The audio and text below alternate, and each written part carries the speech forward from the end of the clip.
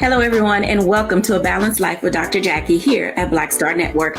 I am always delighted when we have an opportunity to get together because we are sharing tips and tools and things that are needed in order to allow you to live a more balanced life. And today we have no shortage of this conversation related to our overall mental health and how, in service to others, it helps us as well.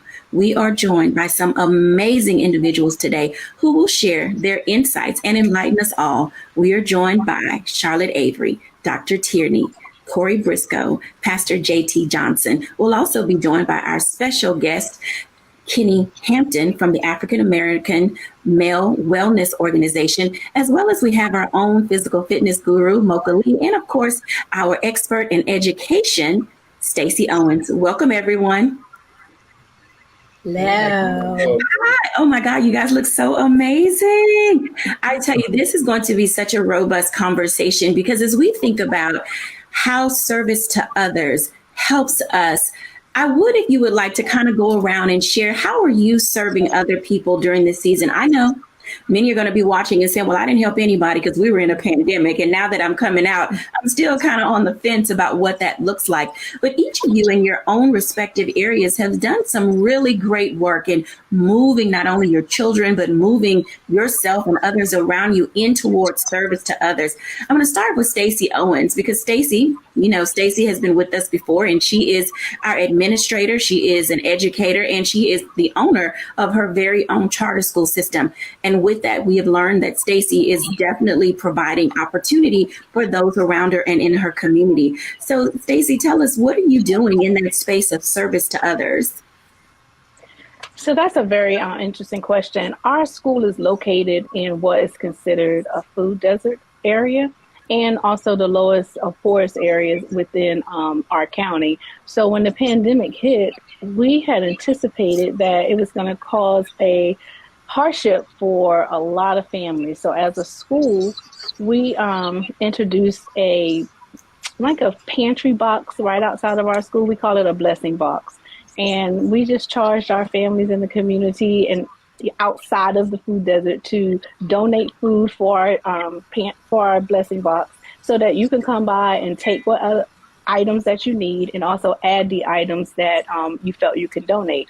We also went even further than that and started a community garden so that our kids can learn not only the skill of planting and harvesting, but how can we come together and bring those fruits and vegetables to an area that don't always have the opportunity. It's no grocery store in this area. So we donate all the food that is raised from our community garden back to the community. And our kids really have a wonderful experience in just learning how to give back and, you know, just to experience just the joy of being able to serve our families in need, and not just our school family, but our community as well. Thank you so much, Stacey, for sharing that, because a sense of community is often lost, especially when we're in spirit and in that space of isolation. We were isolated for nearly 2.5 years. And for those of you who are trying to figure out what does this look like for you as you think about your service to others, I can honestly say do unto others as you would have them do unto you is more than just a mantra. It is literally something that we all live by. Dr. Tierney, how are you in this communal space finding ways to serve others? Absolutely. So one of the things that I actually started at the top of the pandemic that I actually just continued in my business was offering a free coaching session. And so it was something that I did that for 30 minutes, you know, completely free, no obligation, where anyone could get on my calendar and we can have a 30-minute session just to help you talk about all the things, you know, help you to strategize and plan what your next steps may be. Understanding that during the pandemic, a lot of our lives were just, you know, upended, you know, and so trying to figure out what to do next might be difficult, you know, when you're just trying to do it by yourself. So I offered those free 30-minute sessions just to give everyone a space to, you know, to vent about what's going on and to help get some strategies. I am a board member for the Program Advisory Committee with the Brooklyn Collective, which is the historically African-American community here in Charlotte, North Carolina. And so some of the things that we are working on is programming around different topics that are impacting the community to help people, particularly small business owners, to learn different skills, techniques, things, everything from just navigating running a business all the way to business finances and how to show up best in your business and just in your life. So those are two of the main things that I've been doing to really help in the best way that I can to touch and reach the community. Thank you for sharing that, because community is a very big part of who we are as a culture. And there are times when we think our village is missing, and we really do need individuals around us to support us, engage us, and give us an opportunity, as you use so eloquently. My favorite four-letter word is to vent. Corey Briscoe, in that space of community and communal living, and as well as what you do as a businessman, how are you engaging others to see service as a way to help them feel good about the space that they occupy? Thanks, Dr. Jacquie, for the question. Being a business owner, I've always had the philosophy that how your business shows up in the community is really the measure of your business's success.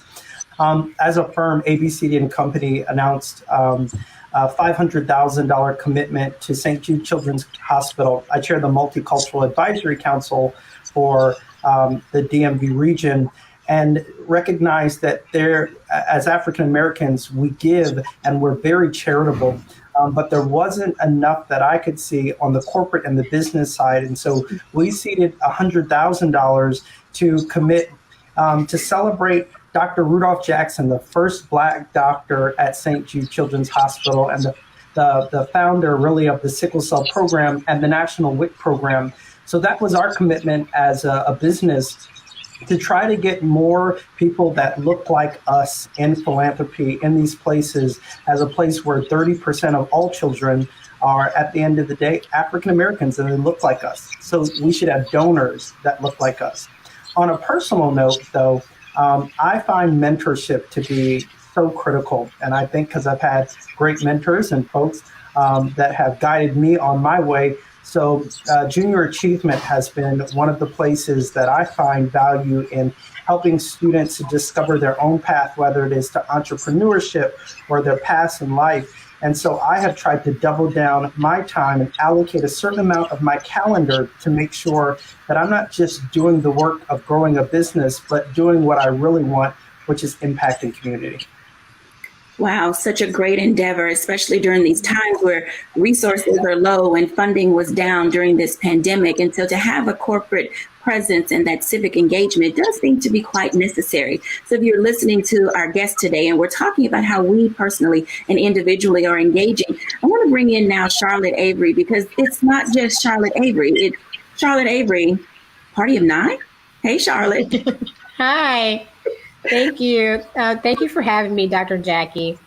And what a wonderful question. So for me, professionally, like Dr. Tierney was saying, I have also offered free strategy sessions, also like Dr. Tierney, 30 minutes, because as you know, like during this pandemic, a lot of women have rethought how they're going to work in this environment. And some of them have decided, you know what, I'm not going back into the office, but how am I going to do work and make an income without going back to my other job? And so I've been giving free strategy sessions to women, to moms, to be able to help them be able to navigate that space of being at home with their children and not per se staying home, but being able to work from home. As a family, we have continued what we started long before the pandemic, which was a campaign that we have called Warm Heart, Warm Hands. And that is really, being able to give socks and toiletries and blankets and things like that to the homeless. That's something that we love doing. Our children absolutely love being able to go out into the shelters and things like that, and just being able to package things and give them away and all that. And then financially, from a financial perspective, in our family, we have what we call our benevolent fund. And so because we are like consummate givers, we would give everything away if we could. But we have a benevolent fund where we have a certain amount of money where we as a family put together, and then we decide, okay, who are we going to give to this particular month? Who has a need that might need to be met? And so that's another thing that, we do as a family, and we do business wise also. And then just, being able to teach our children, principles of giving so that they can be, really good stewards, teaching them lessons about giving. One of the lessons that I recently taught my children about being a giver was, being able to give and I'm an acronym queen, but being able to give with a grateful heart, to be able to give with intention and purpose, being able to give voluntarily with empathy, and knowing that when you give, it is reciprocal. The law of reciprocity is always in play. Thank you so much for sharing. And we love your acronym, Charlotte. They play a very big part in helping us all figure out our pathway to doing well. When we come back after the break, I want to have a conversation with Pastor JT, also Kenny Hampton of the African American Male Wellness Organization, and then also Mocha Lee, because in addition to being communal, there's some other things that are going on in our spaces when we're back after the break.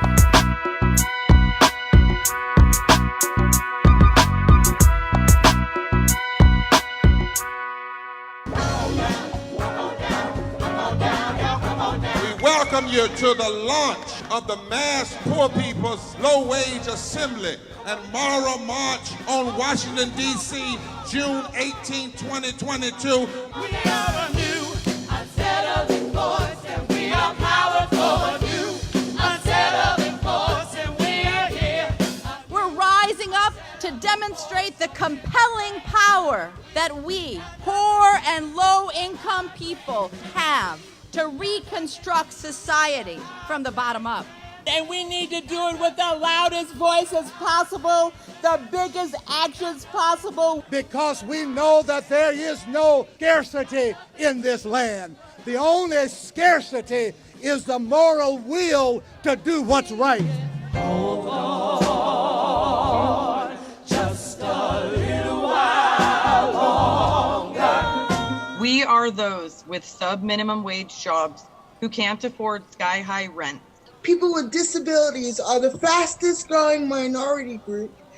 It's crazy to me that in 2021, it's still legal for workplaces to pay a sub-minimum wage to people with disabilities.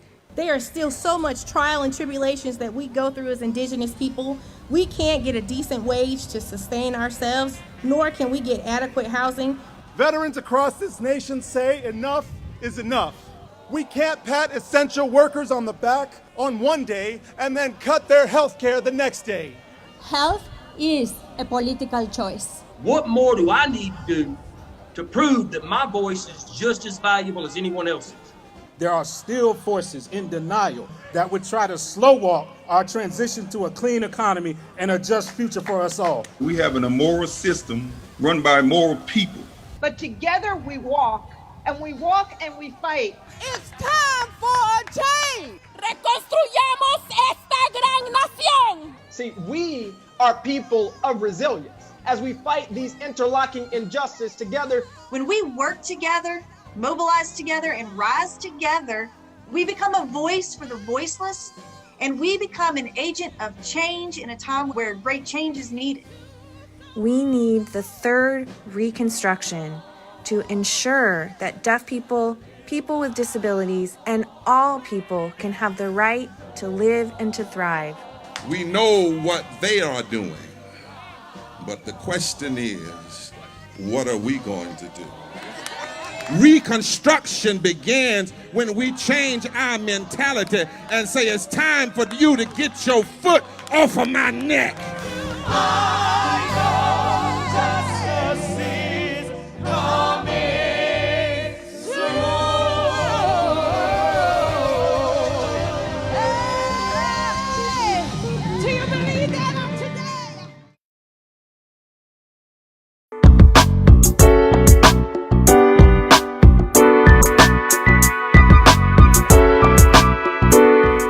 Welcome back, everyone, to A Balanced Life. Let me just tell you, as you have heard, we are going to really help you discover how to take and put one foot in front of the other. Sometimes being able to give to other people isn't easy. It's not because you're selfish or stingy or frugal. Sometimes you just don't know who to, how to, when to, where to, and why to. And so I hope that today, something that we say will give you the ability to figure out the pathway that is best for you. I want to bring in now three very important individuals: Mocha Lee, Kenny Hampton, and Pastor JT. Welcome. Hi, you guys. Hello. Hi there. How you doing? Thank you for joining me today. We've been talking about what it looks like to be communal in our sense of giving. And I know, Mocha, this is going to take you completely off guard. But, you're our fitness expert. And oftentimes when it comes to giving, we don't think of doing things as a group. We often want to be solo because we're self-conscious or we have some type of physical bias of our own about our bodies and what we look like during this pandemic. How are you helping your clients discover how to give back or to give of themselves to others, not just only in fitness, but in general and in life? Wow, Dr. Jacquie, that is a great question. Great. And I think in terms of fitness and the whole physical side of our lives, especially if there's some athletes out there, some of your viewers who come from a team concept, I ran track and there might be other sports. When you think about team, it's all about camaraderie, accountability, which we talk about a lot on your show. And I just try to remind my clients that, judgment is not something that we're here to do towards each other or especially towards yourself.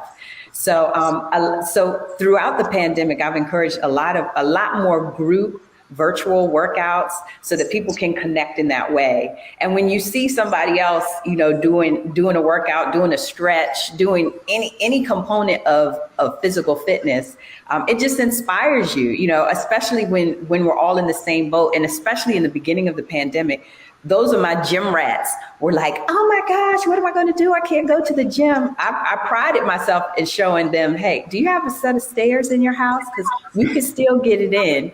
And I think my job throughout the pandemic and still today is to just encourage people to focus on self-care, be creative about it, try to figure out how to have fun, and always involve whoever else you can involve, and especially your kids and family, because they need it as well.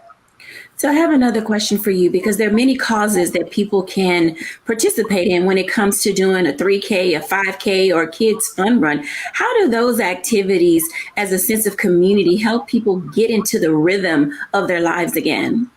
That is such a great question, because I love the 5Ks. Yeah, there are so many group activities like 5Ks, races, 5 kilometers, which is 3.2 miles, and many cancer awareness groups and just groups of people who come together and they're working out with a purpose. So they might be raising funds or awareness. And then that what you're doing is not just benefiting yourself, but it's benefiting others as well, and particularly a huge group overall. So that always makes you just feel so fulfilled to know that, what you're doing is helping others, it's benefiting others. And in a lot of cases, you really can raise a lot of funds. If you just open up your mouth and say, hey, this month I'm going to go do a race and it's on behalf of such and such cause. And if you just give me a little donation, it goes right into the pot. And you'd be surprised how people are just willing to support, because they know you personally. So they know what you're doing is authentic and legit. So it's a great way to raise money. And I'm glad you brought that up. Thank you for sharing, because, we're here in the DMV, and wherever you all may find yourselves, take some time to go to race.org or some of the other websites that give you the capacity to see what's happening in your town or in your community. I want to tell you that running for causes, being engaged in races, allows you to meet people who have similarities to you. I honestly tell you, we think that we are different, but we definitely have more in common when it comes to how we decide not only to use our time, but how we choose to use our resources. Now, Pastor JT, as a sense of community, what are some of the things that you're doing in your area? And then personally, how are you investing and engaging in helping people understand the value of service? Wow. Thanks for that question, Dr. Jacquie, and definitely thank you for having me on. I will honestly say, you said Pastor JT, but I would more so say it's more servant JT. When the pandemic hit, as many have shared, there was a need for us to pivot. Actually, Charlotte mentioned about how she had to have sessions with mothers who were rethinking how to work and how to get back into the workforce. Well, I believe that God ordained pause that happened for the last 2.5 years forced us to rethink church. And so we were forced to realize that the church service may actually be 90 minutes, 2 hours, or, you know, a little bit more. But the service of the church literally is 7 days a week.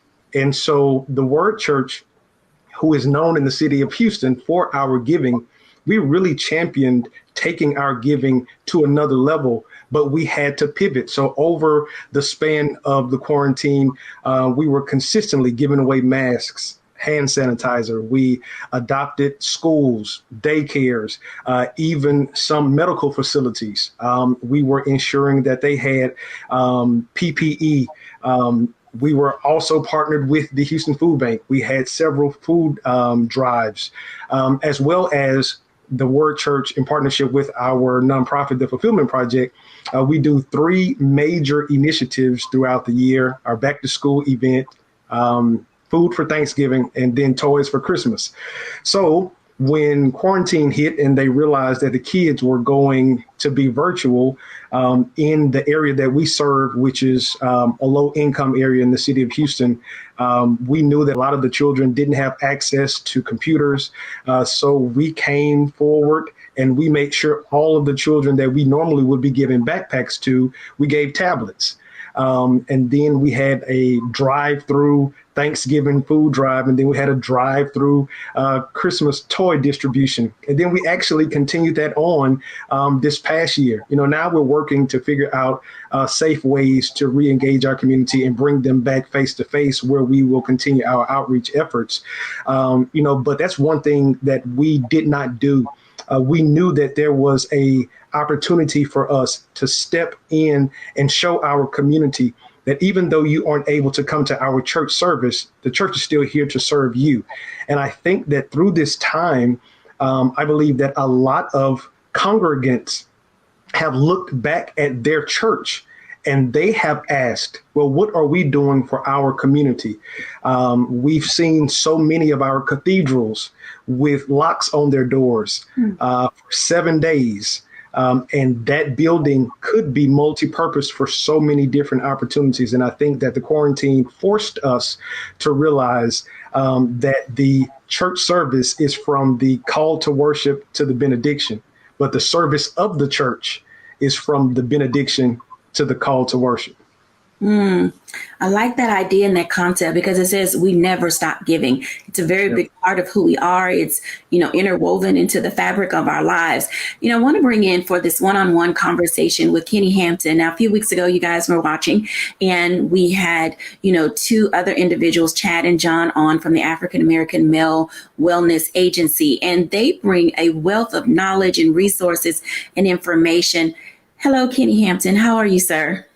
Well, hello there. I'm doing fantastic. How about yourself? All things are well. I'm glad that you're joining us today because I'm very excited to learn a little bit more about who you are and what you do for AA Wellness, but also how is the organization giving back and helping others find their space in order to thrive during this very unprecedented season in all of our lives? Yes. Well, you know, I'm just a former pro athlete from the city of Detroit, born and raised. I'm also a PK and a PGK. Right. So I have a very good foundation of discipline and giving. But I call myself a serial servant leader, author, you know, motivational speaker, mentor. That's what I do. But who I am in my core is I'm a husband, I'm a father, and I'm a servant leader. And the question of, you know, how we're serving the community during this time and how we serve the community during those times is, number one, I had to really do an assessment on serving those that were actually inside of my home, making sure that I was available for them. Our kids were forced to go to remote learning. My wife was juggling the idea of, you know, working from home and also you know, helping our kids with schoolwork. So we were all kind of pitching in, trying to figure out how do we navigate this.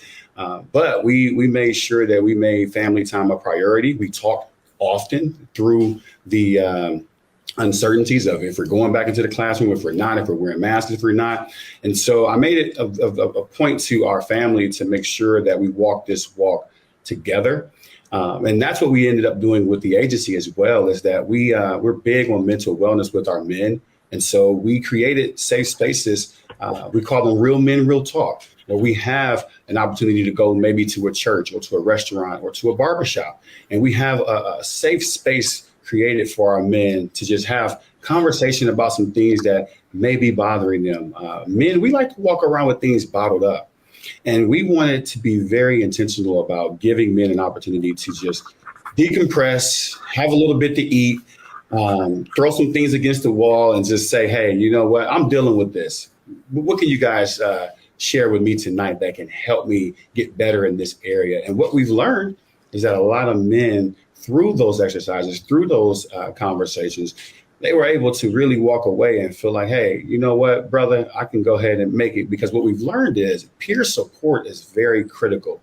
And it's important to many of our success in things that we're trying to do, whether it's trying to get more fit, whether it's trying to do better with finance. It's like if we kind of got that camaraderie, we got that brother or that sister walking that walk with us, it makes a big impact on our outcome.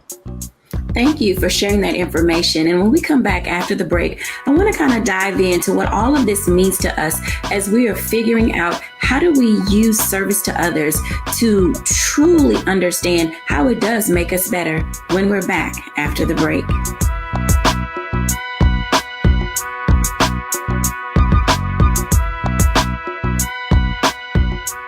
Don't you think it's time to get wealthy?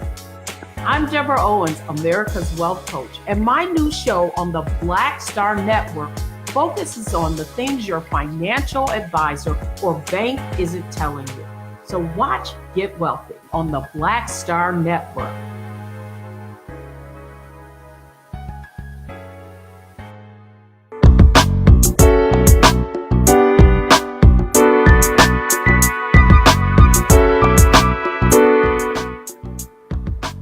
Welcome back, everyone. As you can tell, we are learning so much today, whether you are corporately engaged, personally engaged, physically engaged, spiritually engaged, or communally engaged. These are times for us to really figure out how we can give back in a way that is meaningful. You've heard a lot about causes and those which we can become a part of. And we're, in this space as we're talking about mental health and well-being. And sometimes our own mental sanity gets questioned.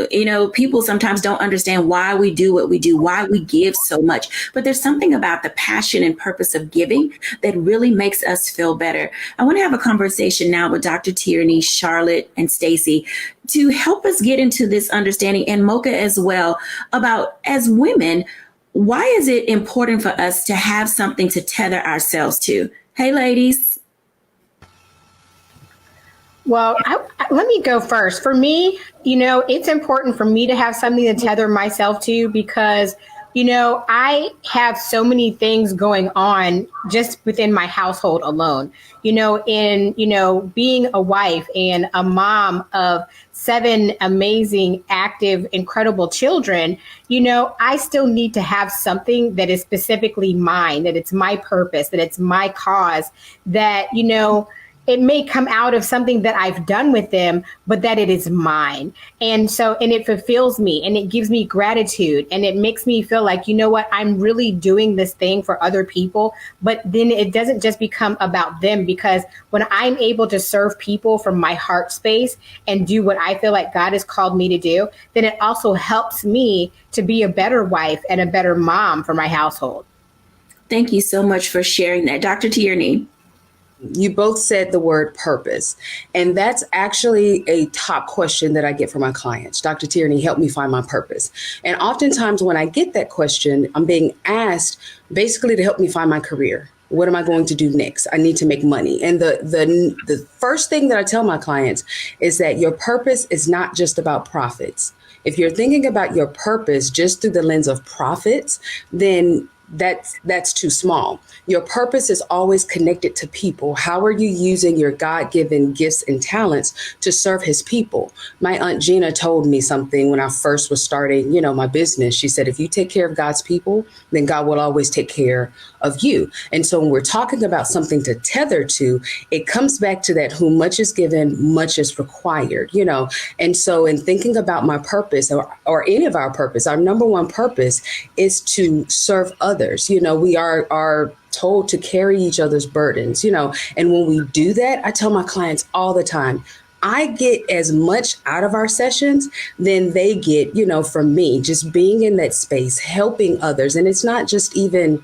in my client sessions, it's when I help an old or elderly person put their groceries in their car. When I see a kid that, falls down from riding his bike and his parents might not be around, and I help that kid, back up in that moment. Or when I just come alongside someone that I can see that something is going on and we just talk about it, there is this feeling that I can't even really put into words, that whatever is going on in my life, whatever trials or tribulations I'm struggling with, it's like it minimizes, not that it goes away, but I feel that I can run on and I can keep running the race that God has called me to, because I'm helping to encourage the brother and sister that's running right alongside me.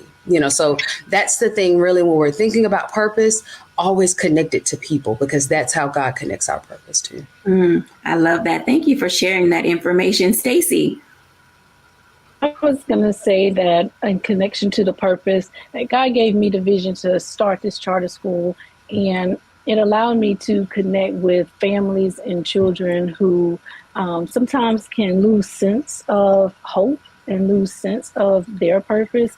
And when you create such a space and you be obedient to doing what God has asked you to do, you realize that everything in this world is connected to something larger than you. So that made me get to that space of, I wanted to have that connection of that sense of belonging. So how can I change the trajectory of the people that I was called to work with, so that they can see that it's not only just having hope for them, but how can you give hope to others? And just the joy that comes from being able to model and mentor for others, that's just our task in life, is to find a way to love each other, to help each other, and to give back. So I think just staying connected to the idea that this is bigger than me. And if it's bigger than me, then what can I do to connect to the community that I'm in? Thank you for sharing that. Mocha Lee.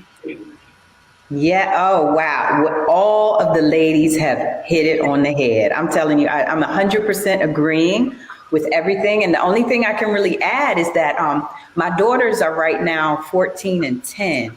And I'm noticing that I just don't want them to have a feeling of entitlement and being spoiled. I don't know. It might just be mine. But some of these kids out here really have no idea how good they have it. And so it is important for me as a mom to keep pouring into them and showing them that, guess what? God gave you talents and gifts. And the reason he gave them to you is so that you can share them with others. And, you always just want to pray that the younger generation will get it and get it early, so that they get that same feeling that Dr. Tierney was talking about, when you just feel so fulfilled because you know that you're serving, and serving is what we're here to do.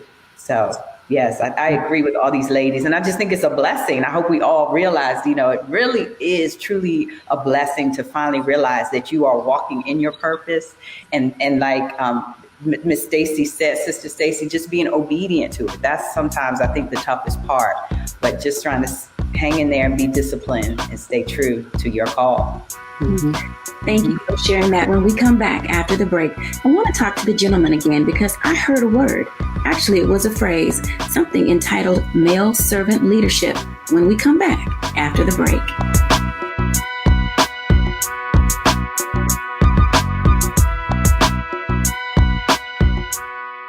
Pull up a chair, take your seat. The Black Tape with me, Dr. Greg Carr, here on the Black Star Network. Every week, we'll take a deeper dive into the world we're living in. Join the conversation only on the Black Star Network.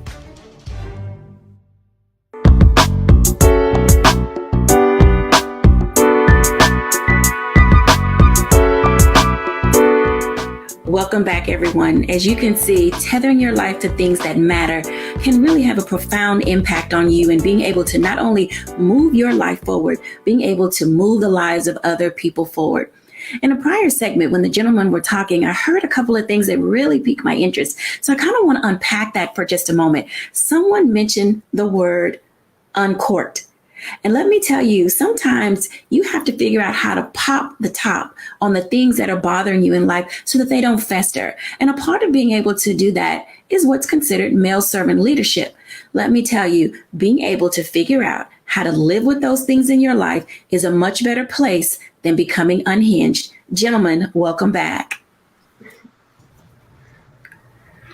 You guys got me stimulated in my brain when you were starting to talk about all of the ways and avenues that men figure out how to communicate, as well as how they relieve themselves from the pressures of life. And I think that is important as we talk about veterans, and, this is going to, be that time where, just one day past Memorial Day. And this gives us an opportunity to really understand how men think and how they function. So I'm going to start with Corey Briscoe. Corey, can you share with us, what does downtime and removing self from things that bother Corey look like? Hoping that our men will really be able to see that it's okay to release yourself from things in life that are troublesome. What a great question. I think for me, it's easy to, I say this all the time, my role as husband and as just a male, right?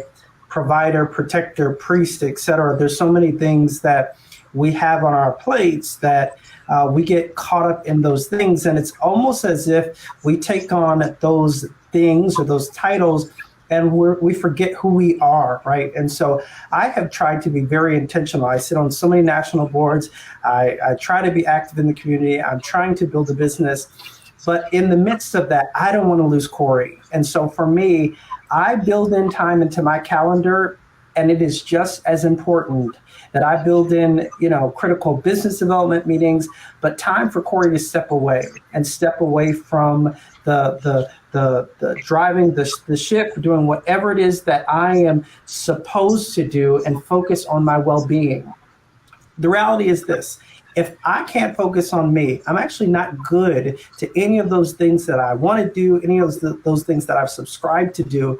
And so I look at it like this: as a man of faith, work is just important as rest. Both are commandments, and obedience in both are important. And so it's taking that time and looking at the Lord as a model, right? He rests after he worked. I think sometimes making these things practical, applying them to our lives, and noting that that time away actually charges us forward and not takes us back. I think a part of it, we look at it and say, oh goodness, I'm missing this time, I could be doing this.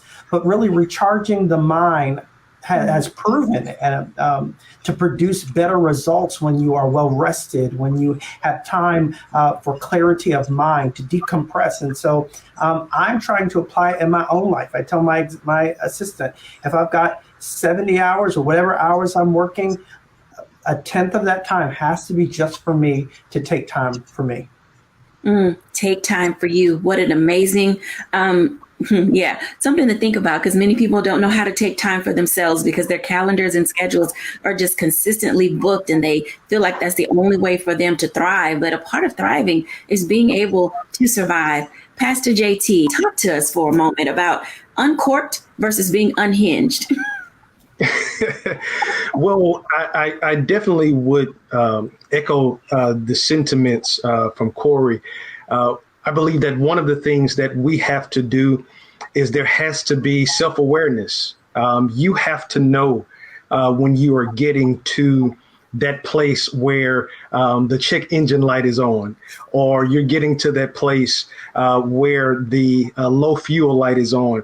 I actually preached a message, or I guess I would say taught a message, and the title of it was, Lord, Help Me, I'm Depressed. And so many times we don't have these conversations in our sanctuary. And so many of our parishioners are leaving every Sunday. They've touched their neighbor, they've run around the building, but they're going back home to suffer. And it was actually a case study in the Old Testament of Elijah, where on the heels of him defeating the prophets of Baal, the very next chapter, he was sitting under a bush. And he told God, I'm done with it. I'd rather just die. You would never think that an Old Testament prophet, as great as he was, was having suicidal thoughts. But the very next scripture said that he went to sleep. And then the angel came and brought him food and gave him something to drink and let him sleep some more. So my very first point was God didn't come with a TD Jakes video. He didn't come and try to stir him with an old John P. Key song. He let the man get some rest. And so many times we are so exhausted that quitting becomes the option when really we just need some rest. But I think that all comes with self-awareness. I often talk about the 3 levels of pour. You as a person should always have someone that you can pour into, sort of like a mentee, someone that you can pour with, like a contemporary, and then someone that can pour into you, like a mentor. But the dangerous thing is that how can you pour if you're trying to pour from an empty cup? If your cup is empty, you throw off the hierarchy. So as men, as Corey said, we have to take a page out of the game book from Big G. He had 6 amazing days where he created the world that we live in. But if God was smart enough to get some rest, definitely the things that he created should schedule some rest in our calendars as well. I thank you for sharing that information, because each and every day, all of us are trying to figure out, how do we get in a nap? It comes down to scheduling. You know, you're no good or service to others when you don't take time for yourself to be able to move in the environments where you're supposed to move, or move in the environments where you have to move, or move in the environments where you get to move. And each of those things that I just stated, each are different. There's some things in life that we're required to do. There's some things in life that we get to do because we've been graced for it. And there's some things in life we just have to do because otherwise it just won't get done. Kenny Hampton, you are doing such an amazing work in the communities where the African American Wellness Agency serves.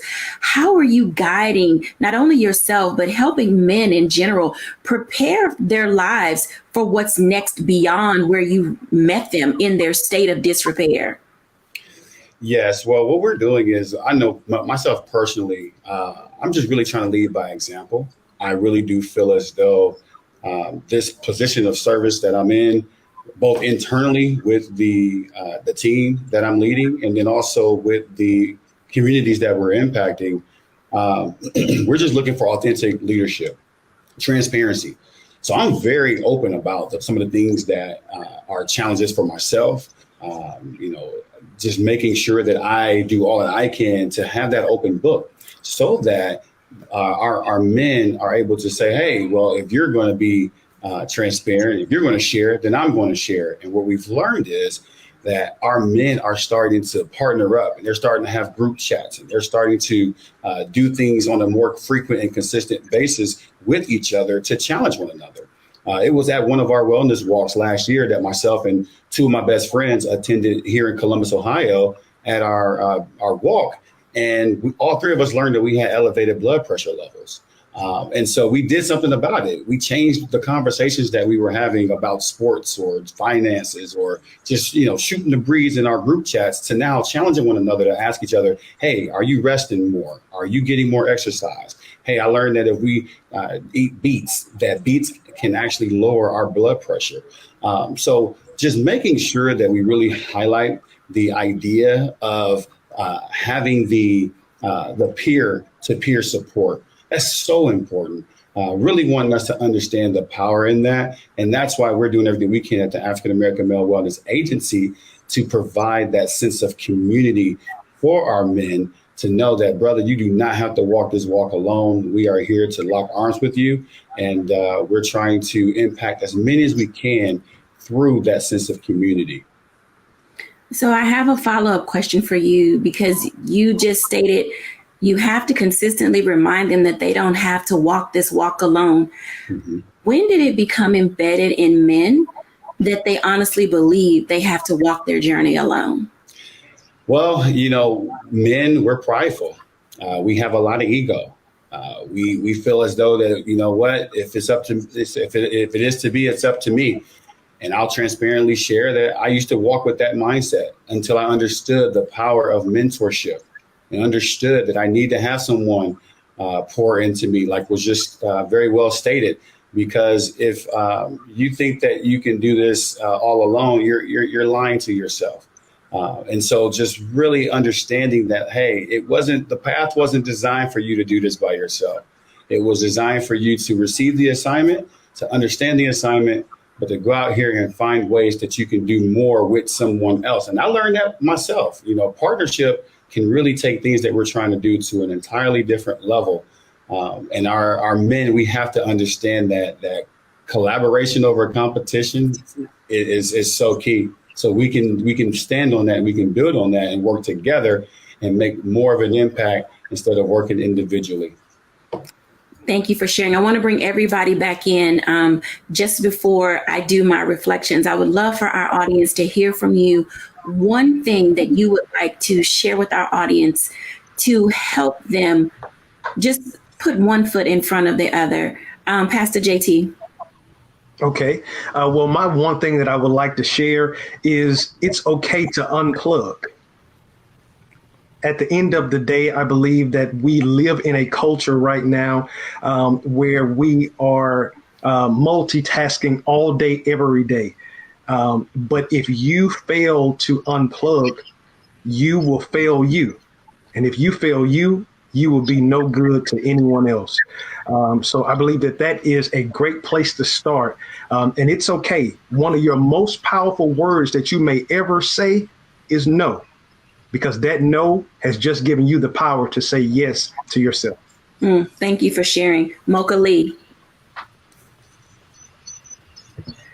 I definitely want to encourage everyone in terms of wellness and self-care, and just know that every little bit helps, every little bit. So when you said, Dr. Jacquie, how do you put one foot in front of the other? I just encourage everyone to do just that. Put one foot in front of the other and maybe just go out on walks, and you'd be surprised how therapeutic it can be.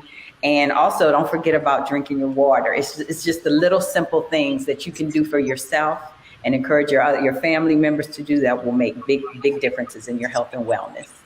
Thank you. Stacey Owens. To giving and volunteering from your storehouse, give from what you have to give. If you have time, give your time. If you have clothes to donate, give your clothes to donate. But don't overwhelm yourself with trying to do it all. And if you have giving and you don't have anything to give, then partner with someone and get on team to help with someone so that we can continue with that concept of it takes a village. So don't become overwhelmed in your efforts of trying to help others. Wow, that's a powerful word right there. Thank you so much. Corey Briscoe. I love what everyone is saying. I think the reality is you've got to look at your cup and understand your portion and your measure. Stop comparing your cup to everybody else and find what it is that you need to do, what it is you need not to do, and then be intentional about dealing with the two conflicts and resolving into a better place for you.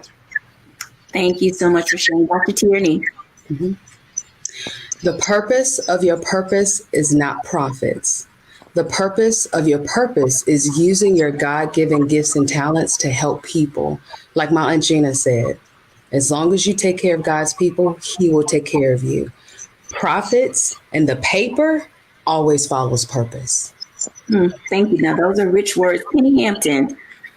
Yes, one of the things that I share with many people in the community is that no matter the day or the weather, all things work together. I just want to leave that with our audience and let them know that there's going to be some battles, there's going to be some ups and some downs, some highs and some lows. But no matter the day or the weather, all things are working together. Thank you, everyone, for sharing your tips and your insights. When we're back after the break, I'll give my reflections for the day.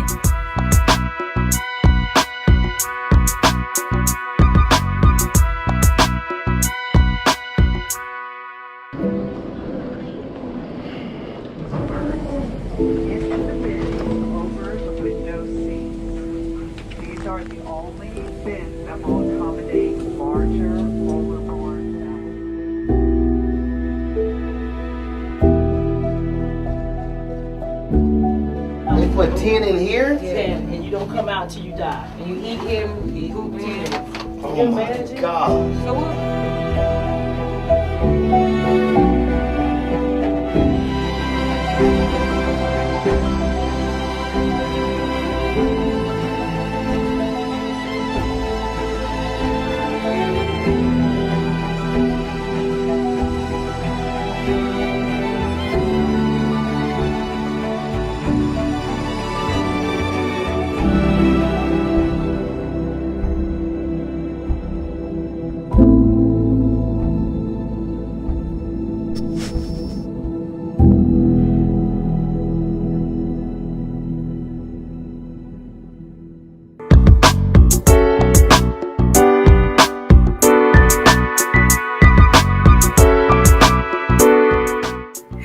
Welcome back, everyone, to A Balanced Life.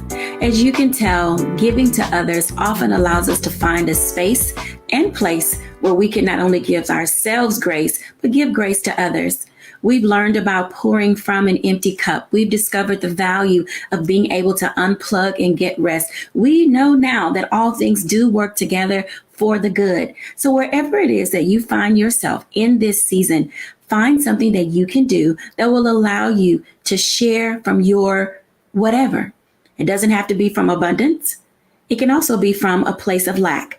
Sometimes when we give, we think we have to have it all together. We have to know people. We have to, figure it all out before we can give. As you heard Stacy say, don't get overwhelmed in trying to help other people. Just pour from what you have. And in that, you'll be able to give yourself what is needed to find the rest that you need and find the purpose that brings you joy. Thank you, everyone, for joining our show today. And I pray that you will find something that allows you to not only have joy, but to find your sense of peace, purpose, and passion. Bye now.